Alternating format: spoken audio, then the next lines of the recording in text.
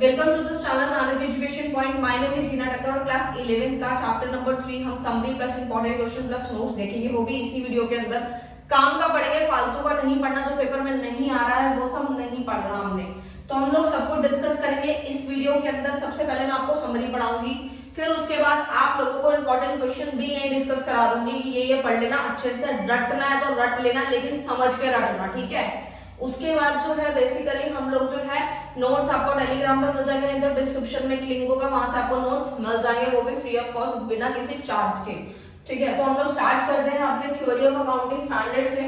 पहले हमारी डिफाइन लिखी हुई है यहाँ पे अकाउंटिंग प्रिंसिपल्स, यानी कि ये चैप्टर हम क्यों पढ़ रहे हैं वो हम देखेंगे। अकाउंटिंग प्रिंसिपल्स कह लो, कॉन्सेप्ट्स कह लो, कन्वेंशन कह लो, तीनों एक ही चीज है। They are guidelines for preparing FS. FS मतलब फाइनेंशियल स्टेटमेंट। जी फाइनेंशियल स्टेटमेंट कौन सी होती है? ट्रेडिंग बनाएंगे, ठीक है, प्रॉफिट एंड लॉस अकाउंट बनाएंगे, बैलेंस शीट बनाएंगे, आगे हम लोग सारी चीजें पढ़ेंगे, जो अकाउंट्स बनाना हम सीखेंगे, ठीक है। तो बेसिकली अकाउंटिंग प्रिंसिपल्स होता है कि they are guidelines for preparing financial statement. ये हमें गाइड करता है, कौन? अकाउंटिंग प्रिंसिपल, कि आपको फाइनेंशियल स्टेटमेंट कैसे बनाने हैं, क्या क्या सोच के बनाना है, क्या क्या चीजें अपने दिमाग में रख के बनानी है, वही हमारे अकाउंटिंग प्रिंसिपल्स है, ठीक है जी। अब ये हम क्यों पढ़ रहे हैं, हमें क्यों पढ़ाया जा रहा है, इसका एक ही एग्जांपल देती हूँ, आप लोगों को क्लैरिफाई हो जाएगा। मैं हमेशा आप लोगों को स्कूल का एग्जांपल देना ज्यादा पसंद करती हूँ, क्योंकि आप लोग अभी स्कूल में हैं तो ज्यादा अच्छे से इसको रिलेट कर पाएंगे। तो देखो, अगर मैं बोलूँ कि आप लोग स्कूल जाते हैं, हर एक चीज को मानते हैं, यानी कि जो आपकी टीचर बोलती है वो सारी चीजें मानते हो, अपने स्कूल के जितने भी रूल्स रेगुलेशन है वो सब मानते हो, फिर आपको एक प्रॉपर एक आपको मार्कशीट मिलती है, सर्टिफिकेट मिलता है कि आप इस ईयर से पास हुए इतने परसेंटेज से। ऐसे ही हमारे अकाउंट्स हैं जो कि हमें ये सिखाते हैं कि आपको जो भी फाइनेंशियल स्टेटमेंट बनाने हैं, ये गाइडलाइंस है, ये चीजें अपने माइंड में रख के बनानी है। जैसे कि एक बच्चा है, वो स्कूल नहीं जा रहा, ठीक है, ना ही ट्यूशन जा रहा है, सिर्फ एनसीईआरटी की बुक्स परचेज करके वो खुद ब खुद पढ़ाई करता जा रहा है, तो उसकी वैलिडिटी कहाँ पे होगी? कोई वैलिडिटी उसके पास नहीं है, यानी उसको कोई सर्टिफिकेट कहीं से प्रोवाइड होने वाला नहीं है, वो सिर्फ और सिर्फ अपनी नॉलेज के लिए पढ़ाई कर रहा है, बट उसकी वैलिडिटी 0 है, ठीक है। तो इसी तरीके से फाइनेंशियल स्टेटमेंट भी है कि हमें ये सब मान के ही हम आगे अपने चीजों को बढ़ा सकते हैं, ठीक है। तो स्टार्ट कर दिया हम लोगों ने, अपने डिवाइड को समझ भी लिया है, अब हम आगे चलते हैं। प्रिंसिपल्स 2 टाइप से डिवाइड किए गए हैं हमारे। प्रिंसिपल्स जो होते हैं वो जो मैंने आपको अभी समझाया, यानी रूल अडॉप्ट, ये सारे रूल्स को अडॉप्ट करना पड़ता है जब भी हम कोई ऑर्गेनाइजेशन या कोई बिजनेस करेंगे, तो ये सारे प्रिंसिपल्स अपने माइंड में रखने हैं और फिर इन चीजों को करना है, ठीक है। तो प्रिंसिपल 2 पार्ट्स में डिवाइडेड है, accounting concepts and accounting conventions, okay. तो सबसे पहले हम कुछ फंडामेंटल्स अकाउंटिंग अजम्पशंस हैं जो हम देखेंगे, जो कि 3 होती हैं। ये हर एक ऑर्गेनाइजेशन को, हर एक बिजनेसमैन को फॉलो करनी पड़ती हैं, क्योंकि कहीं ना कहीं अगर ये सारी चीजें, ये सब किसने बताया है, ये सब कौन बना रहा है? तो basically institute of chartered accountant of India, यानी कि आईसीआई इन प्रिंसिपल्स को, स्टैंडर्ड्स को बनाता है, ताकि आप लोग एक अच्छा फाइनेंशियल स्टेटमेंट बना सके और अच्छे से गाइड भी वो लोग हमें करते हैं।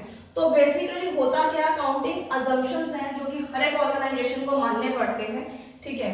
तो पहला आता है गोइंग कंसर्न, ठीक है। मैं साथ साथ इंपॉर्टेंट क्वेश्चन भी डिस्कस करूंगी, पेपर में कैसे आएगा वो भी बताऊंगी, ठीक है। पहले स्टार्ट करना है गोइंग कंसर्न से, ठीक है। तो गोइंग कंसर्न क्या कहता है, मैं छोटे छोटे एग्जांपल दूंगी, ज्यादा बड़े में एग्जांपल नहीं लूंगी, क्योंकि आप लोगों के लिए अकाउंट्स बिल्कुल नया सब्जेक्ट है, आप लोगों को दिक्कत ना है, इसमें मैं छोटा एग्जांपल से रिलेट करूंगी, फिर धीरे धीरे करके उस लेवल को बढ़ाऊंगी, ठीक है। तो गोइंग कंसर्न हमें ये समझाने की कोशिश करता है कि जो हमारा बिजनेस है वो फ्यूचर तक चलता रहेगा, यानी कि हमारा बिजनेस रुकेगा नहीं। जी ये समझाने का मोटिव क्या था, वो समझाने का, गोइंग कंसर्न का समझाने का मतलब सिंपल सा यही है कि अगर मान लो कि कोई, जैसे कि आप लोग अभी जो है 11th में है, ठीक है, जब आप 12th क्लियर कर लेंगे और उसके बाद जब आप ग्रेजुएशन करेंगे, साथ साथ कोई हो सकता है कि आपको बिजनेस में इंटरेस्ट हो, आप करेंगे, बहुत सारे बच्चे करेंगे बिजनेस, ठीक है। तो जैसे कोई भी बिजनेस करता है तो हमेशा ये मान के चले कि उसका बिजनेस चलता रहेगा। गोइंग कंसर्न में यही समझाने की कोशिश करना, अगर हम पहले से ही ये सोच लें कि नहीं जी हम 2 साल बाद अपना बिजनेस बंद कर देंगे या 4 साल बाद बंद कर देंगे, तो बिजनेस में कभी भी हम ग्रोथ नहीं कर पाएंगे, क्योंकि हमारी जो भी हमारे पहले से ही हमारी सोच बनी हुई है कि जी हमें 4 साल बाद 2 साल बाद बिजनेस को बंद करना है, तो मेहनत ही नहीं करेंगे। तो ये सबसे पहला पॉइंट इसीलिए दिया गया है कि गोइंग कंसर्न पे काम करना, बिजनेस चलता रहेगा, रुकेगा नहीं। ये पेपर में आता है, इंपॉर्टेंट है, आपको मैंने समझा दिया। इसके नोट्स तो आपको मिल जाएगा, लाइन टू लाइन पढ़ लेना, लिख लेना, प्रैक्टिस करना, हो जाए। तो स्टूडेंट हम लोग दूसरा काउंटिंग असम्पशन देखते हैं, क्या है कंसिस्टेंसी। कंसिस्टेंसी का मतलब होता है कि अगर आप कोई भी काम कर रहे हैं, सपोज फॉर एग्जांपल डेप्रिसिएशन हम लोग समझ चुके हैं, जो एसेट की वैल्यू कम होती है, ठीक है। तो डेप्रिसिएशन को चार्ज करने के दो मेथड्स होते हैं, ठीक है। पहला होता है WDV और एक होता है SLM, ठीक है, स्ट्रेट लाइन मेथड। इसका हम फर्दर आगे चैप्टर में स्टडी करेंगे, बट आपको सिर्फ अभी यही समझना है कि किसी भी काम को करने के लिए अगर दो मेथड्स हैं तो एक ही मेथड को रिपीट करना है, कंसिस्टेंसी तरीके से उसी को ही फॉलो करना है। ये नहीं कि आज अगर आप डेप्रिसिएशन कैलकुलेट कर रहे हैं तो WDV से कर रहे हैं, उसके बाद कुछ दिनों बाद SLM से कर रहे हैं, फिर WDV से कर रहे हैं, ऐसा नहीं करना। आपको पर्टिकुलरली एक ही मेथड जो आपने अडॉप्ट किया उसी पे चलना है। तो कंसिस्टेंसी यही समझाने की कोशिश करता है, ठीक है, यानी कि कंसिस्टेंट रहना आपको उस मेथड पे। इससे क्या होगा, ग्रोथ होगी, आपको टाइम धीरे धीरे कम लगेगा, ठीक है। ये बहुत इंपॉर्टेंट है, आपके पेपर में जरूर आ सकता है, वेरी वेरी इंपॉर्टेंट, लिख लो इसी के ऊपर, ठीक है, तो नोट कर लेना। और बाकी थ्योरी आप लोगों को मैंने बता दिया, मिल जाएगी। Number 3 is accrual. एक्यूरल हमें क्या समझाने की कोशिश करता है कि transaction are recorded when they are entered whether amount exchange और नॉट। एक ही लाइन लिखनी है बस आपको काम की, कि वो एक्यूरल बेसिस हमें ये समझाने की कोशिश कर रहा है कि जो भी ट्रांजैक्शन है उसको रिकॉर्ड कर लो। यानी कि इसको मैं एग्जांपल से समझाती हूँ। जैसे सपोज मान लीजिए 15 मई 2021 को एक बिजनेसमैन ने सेल की है, ठीक है, बट उसको जो पैसे हैं वो कुछ दिनों बाद मिलेंगे, यानी कि 4 दिन बाद मिलेंगे, ठीक है, या 5 दिन बाद मिलेंगे। तो डेफिनेटली हमें रिकॉर्डिंग कब करनी है, तो हमें इस अजम्पशन में ये समझाया कि जिस दिन आपने सेल की है आपको उसी दिन ही रिकॉर्डिंग करनी है, चाहे आपके पास पैसा जो है 10 दिन बाद आए चाहे 20 दिन बाद आए, आपको रिकॉर्डिंग उसी दिन करनी है। क्योंकि हो सकता है कि आपके दिमाग से वो स्किप हो जाए चीज, आप रिकॉर्ड करना भूल ही जाओ, तो जब आप फाइनेंशियल स्टेटमेंट यानी P&L बनेगा तो आपके वहां दिक्कत आ सकती है कि प्रॉफिट लॉस में कभी भी करेक्ट नहीं आएगा। तो आपको करना यही है कि जिस दिन आपने ट्रांजैक्शन करी है उसी दिन रिकॉर्ड करो, चाहे पैसा मिला हो या ना मिला हो। क्लियर? एक्यूरेट हम लोग समझते हैं कि कुछ अदर अकाउंटिंग प्रिंसिपल्स हैं, ठीक है, इन 3 के अलावा भी हैं कुछ जो हम समझते हैं। पहला आता है अकाउंटिंग एंटिटीज, यानी अकाउंटिंग एंटिटी हमें ये समझाने की कोशिश करता है कि जो बिजनेसमैन है, आप लिख लीजिए, बिजनेसमैन और बिजनेस दोनों ही अलग अलग हैं, ये दोनों एक नहीं है। जी क्यों नहीं है? क्योंकि बिजनेसमैन जो होगा एक पर्सन है जो कि बिजनेस को चलाता है, और एक बिजनेस क्या है, वो एक एंटिटी है, यानी कि दोनों के बुक्स ऑफ अकाउंट्स अलग होंगे, ठीक है। तो यानी कि अकाउंटिंग एंटिटी हमें समझाता है कि entries are recorded in the books of accounts from the point of view of business, यानी कि बिजनेसमैन अलग है, बिजनेस अलग है, आपको बस यही समझना है। और दोनों के अकाउंट्स अलग अलग बनेंगे, दोनों सेम नहीं है, क्योंकि इसमें ट्रांजैक्शन गड़बड़ हो सकती है। क्यों? क्योंकि जैसे कोई कैपिटल है, यानी कि अगर बिजनेसमैन ने पैसा लगाया है बिजनेस के अंदर, ठीक है, वो हो गया, पैसा निकाला है पर्सनल यूज के लिए, वो ड्राइंग है तो वो अपनी रिकॉर्डिंग करेगा। तो इस तरीके से बहुत सारे ट्रांजेक्शन हैं जो बिल्कुल डिफर है। आगे समझते हैं हम लोग मनी मेजरमेंट, ये आपको नाम से ही क्लियर है, मनी मेजरमेंट प्रिंसिपल, यानी कि इसके अंदर क्या होता है, जो भी रिकॉर्डिंग करनी है जो मनी के टर्म्स में होगी, मनी से याद रखना कि जो मनी के टर्म्स में उसी की रिकॉर्डिंग करनी है और किसी की रिकॉर्डिंग करनी ही नहीं है। ये चीज तो हम ऑलरेडी फर्स्ट चैप्टर में भी समझते हैं। अकाउंटिंग पीरियड क्या कहता है? अकाउंटिंग पीरियड कहता है कि हमारी बिजनेस की जो लाइफ है उसको छोटे छोटे पार्ट्स में बांट दो ताकि हमें प्रॉफिट एंड लॉस निकालना आसान हो जाए। तो एक अकाउंटिंग पीरियड बनाया गया, कब से कब तक का वो सुनो, 1 अप्रैल से लेके 31 मार्च नेक्स्ट ईयर। जैसे 1 मार्च 2020 में हमारा अगर अकाउंटिंग पीरियड स्टार्ट हुआ है तो वो अगले साल 31 मार्च 2021 को खत्म हो जाएगा, यानी अकाउंट्स क्लोज हो जाएंगे, ठीक है, जैसे हमारे स्कूल का सेशन भी चलता है। तो स्टूडेंट हम लोग समझते हैं फुल डिस्क्लोजर क्या होता है। फुल डिस्क्लोजर मतलब नाम से ही क्लियर है, डिस्क्लोज करना, सब कुछ दिखा देना, फुल डिस्क्लोज, यानी disclosure should made of item required under law those items which are material, जो भी चीजें बिजनेस के लिए काम की हैं, ठीक है, वो सारी चीजों की रिकॉर्डिंग करनी है, ये हमें सिखाता है फुल डिस्क्लोजर। यानी कि कोई भी आप एग्जांपल ले सकते हैं, जितने भी चीजें काम की होंगी, कितनी सेल हुई है, कितनी परचेज हुई है, कहाँ का खर्च हुआ, सब कुछ रिकॉर्ड कर दो। जो भी मटेरियल यानी काम का है, बिजनेस के काम आ सकता है, वो रिकॉर्ड करना है। फिर चलते हैं प्रूडेंस। प्रूडेंस हमें क्या समझाने की कोशिश करता है? प्रूडेंस से पहले मटेरियलिटी भी समझ लेते हैं, ठीक है। मटेरियलिटी हमें समझाती है item is material if they influence the decision of the users. ये इसका बिल्कुल उल्टा है, रिवर्स है। क्यों रिवर्स है? क्योंकि मटेरियलिटी हमें यही बताती है कि जो भी हमारा मटेरियल है, मटेरियल होगा, काम का होगा, सिर्फ उसी को रिकॉर्ड करना है। जो फालतू की चीजें उसको रिकॉर्ड नहीं करना। आप लोग सोचेंगे अभी इस वाले में बोला कि जो जो काफी सारी चीजें जो हमारे मटेरियल की है उसको रिकॉर्ड करना है, वो फुल डिस्क्लोजर है। और मटेरियलिटी कहती है कि फालतू की चीजें रिकॉर्ड नहीं करनी जो हमारे बिजनेस को फायदा ना पहुंचाए, यानी कि जो बिजनेस से रिलेटेड नहीं है उसको रिकॉर्ड नहीं करना, ठीक है। तो यानी कि वो मटेरियलिटी हमें यही समझाने की कोशिश करती है। ऐसी बहुत सारी ट्रांजेक्शंस होती है जो हमारे बिजनेस के किसी काम की नहीं होती, तो हमें उसको रिकॉर्ड नहीं करना, ठीक है। अगर हम ज्यादा रिकॉर्डिंग करेंगे तो अकाउंटेंट के लिए मुश्किल होगा, ठीक है, तो इसलिए रिकॉर्डिंग नहीं करनी। प्रूडेंस हमें समझाता है कि अगर मान लो किसी को, हमें बेसिकली अपने लॉस की सेफ्टी को बनाए रखना है। यानी कि वो कैसे बनाएंगे? जैसे मान लीजिए जब हम कोई भी बिजनेसमैन जो होता है, अगर उसको आज प्रॉफिट हो जाता है, सपोज 10,000 का प्रॉफिट हो जाता है, तो कल वो सोच सकता है कि नहीं यार मेरा बहुत ज्यादा काम कर रहा हूँ, तो हो सकता है मुझे 50,000 का प्रॉफिट होगा, हुआ नहीं है अभी, तो उस चीज को अभी नहीं सोचना है, जब होगा तब देखी ही जाएगी। बट जो लॉस हुआ है, अगर लग रहा है, लॉस और प्रॉफिट दोनों को लेके चलना है, ठीक है। तो यानी कि लॉस को सबसे पहले सेफ्टी बनानी है। यानी कि अगर लगता है कि इन फ्यूचर बहुत तगड़ा लॉस होने वाला है या कुछ लॉस होने वाला है, तो उसके लिए आज ही सेविंग करनी है, ठीक है। उस चीज पे आज ही काम करना है, क्योंकि बिजनेसमैन का एक फर्ज बनेगा कि वो अपने लॉस को अभी से ही उसी के बारे में सोचना स्टार्ट कर दे और सेविंग स्टार्ट कर दे। तो प्रूडेंस हमें वही समझाता है। Seventh is cost and historical cost principle भी इसको बोलते हैं। ये बहुत इंपॉर्टेंट है, आपके पेपर में आ सकता है, तो अच्छे से पढ़ लेना। इसमें होता है रिकॉर्डेड एट प्राइस पेड, जितने में प्राइस पेड हुआ है उतने पे ही रिकॉर्डिंग करनी है। जितना प्राइस पे किया उतने पे रिकॉर्डिंग करनी है, उससे ज्यादा नहीं करनी। फॉर एग्जाम्पल एक बिजनेसमैन ने एक कोई एसेट खरीदी, ठीक है, वो खरीदी 10 लाख रुपए की, आज खरीदी है, और इन फ्यूचर उनको पता चल रहा है, क्योंकि जब भी एसेट खरीदते हैं तो उसकी वैल्यू जो होती है वो बढ़ती कम होती रहती है।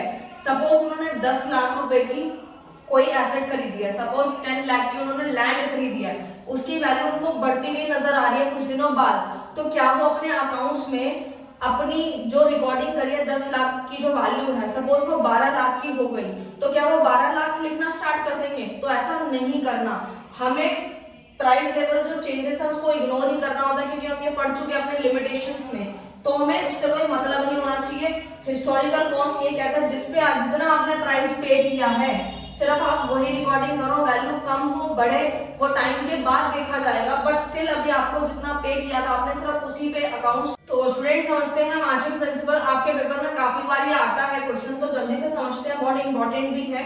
मैजिक प्रिंसिपल हमें ये समझाने की कोशिश करता है, सपोज फॉर एग्जांपल अगर मान लीजिए कि कोई इस साल इनकम हुई है आपकी, और इनकम हुई है आपकी सपोज 5,000 रुपए, ठीक है, तो उस इनकम को जनरेट करने के लिए आपने कुछ खर्चा भी किया होगा पहले, ठीक है, यानी कि 2,000 रुपए, ठीक है। यानी कि जब मैं आपकी बात करती हूँ इसका मतलब मैं बिजनेसमैन की बात करती हूँ, ठीक है।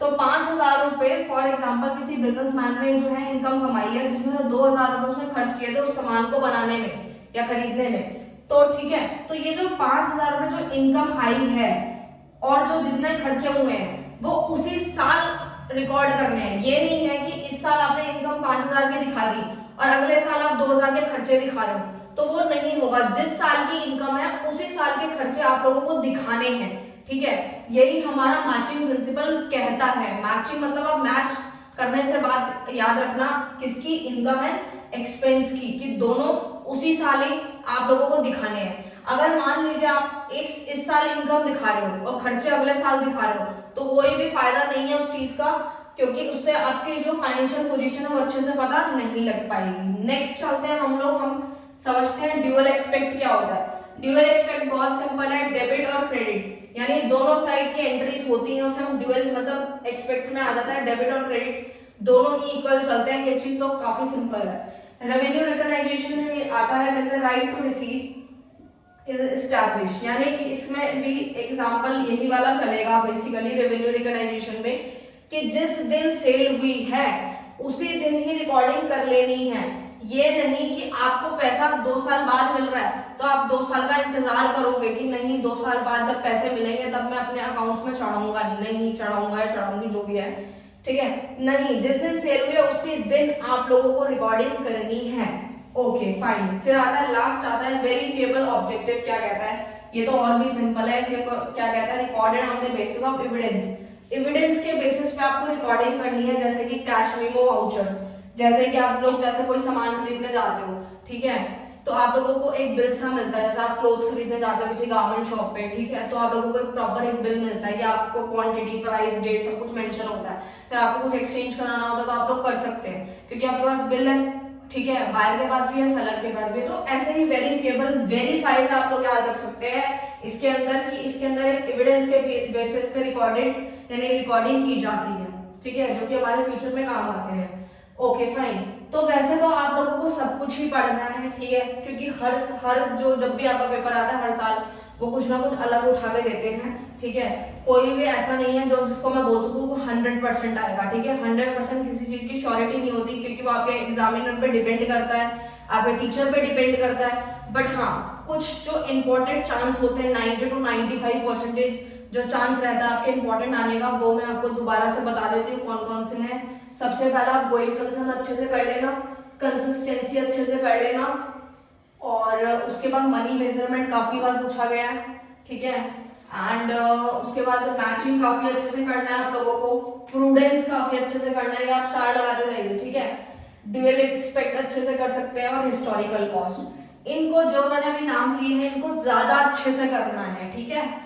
बाकी दो तो बहुत ज्यादा इंपॉर्टेंट थे, वो थे आपके कंसिस्टेंसी एंड मैचिंग प्रिंसिपल, ठीक है। पढ़ना सब कुछ है, छोड़ना कुछ भी नहीं है, क्योंकि कभी कभार क्या होता है पेपर के अंदर जो इंपॉर्टेंट थोड़ा नहीं भी होता ना वो भी आ जाता है, ठीक है। तो मैं आप लोगों को ये नहीं बोलूंगी कि भाई कुछ मत पढ़ो, सिर्फ और सिर्फ ये काम जो मैंने 5-6 बताया वो पढ़ो, नहीं, पढ़ना सब कुछ है, बट जो इंपॉर्टेंट है उस पर ज्यादा फोकस करना है आप लोगों को, ठीक है। तो ये पूरा ऑल ओवर खत्म हो गया, बस 2 चीजें रह गई हमारे अकाउंटिंग स्टैंडर्ड क्या होता है, क्योंकि ये क्वेश्चन भी बहुत बार आया है पेपर के अंदर, what is accounting standard and right to objectives of accounting standard. तो मैंने शॉर्ट में ही लिखा है, अकाउंटिंग स्टैंडर्ड क्या होता है, सेट ऑफ गाइडलाइंस होती है, गाइडलाइन का पूरा सेट होता है, उसी को हम क्या बोलते हैं, अकाउंटिंग स्टैंडर्ड्स बोलते हैं, ओके।